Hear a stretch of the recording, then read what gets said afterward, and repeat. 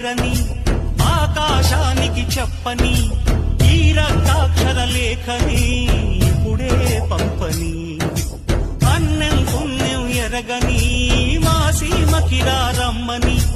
ఆహ్వానం అందించని మెరిసే చూపుని తొలగింది ముప్పు అని నీలి మప్పు మనసారా నవ్వని చిరుతల్లు ముంపు మన ముంగిలంత ముత్యాలే చల్లని ఆశా సుగంధమై నేల